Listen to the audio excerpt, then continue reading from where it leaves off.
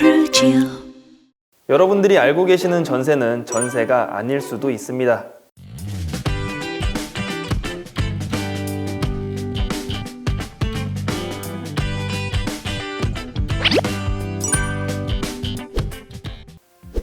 안녕하세요 구독자 여러분, 프루지오 라이프 부동산 전문가 닥터빌리입니다. 여러분들 모두가 유익한 정보 많이 얻어 가시고 계신가요? 더 좋은 정보를 드리기 위해 앞으로도 알차게 준비하겠습니다. 자, 오늘은 어떤 사연을 보내주셨을지 한번 들어볼까요?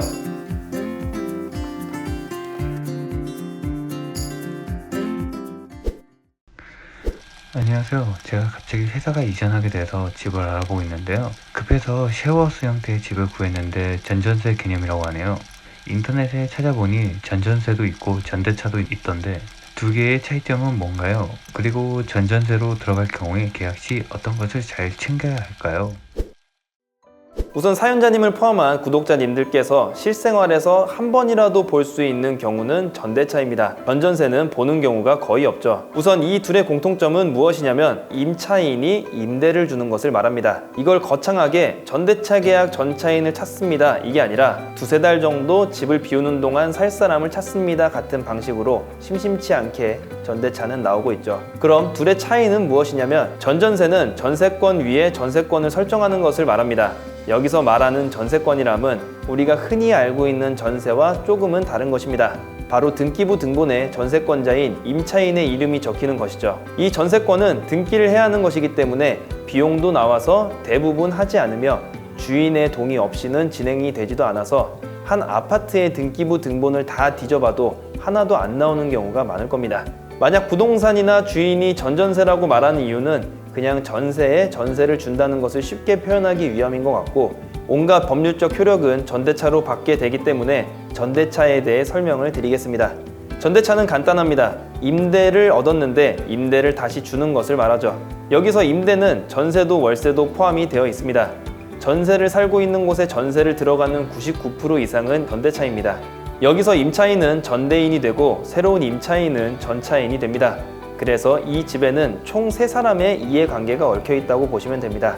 그런데 이 전대차에는 몇 가지 정말 중요한 점이 있습니다. 무조건 임대인의 동의를 받아야 합니다.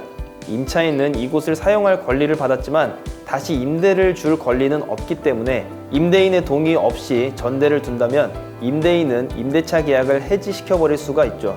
그리고 사연자님 같은 전차인은 불법 점유를 이유로 쫓아버릴 수가 있고요.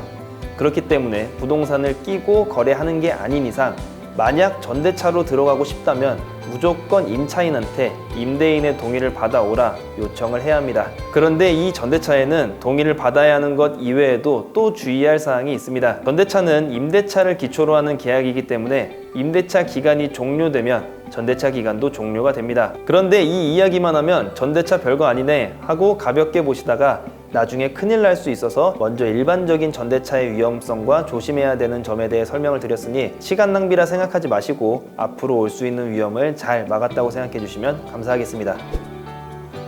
오늘은 사연자님께 이렇게 전전세와 전대차의 차이를 알아본과 동시에 주의할 사항에 대해 알려드렸습니다. 실생활에서 많이 나오는 경우는 아니지만 반대로 이게 전대차라는 법률행위라는 것을 모르고 가볍게 그냥 내 집에 너가 좀 쓰고 있어 라고 해서 계약 해지가 되는 경우가 있을 수 있어 사연자님 뿐만 아니라 구독자님들도 조금 더 경각심을 갖고 계약에 임했으면 하는 마음입니다. 그럼 다음번에 또 구독자님의 사연으로 찾아뵙겠습니다. 고맙습니다.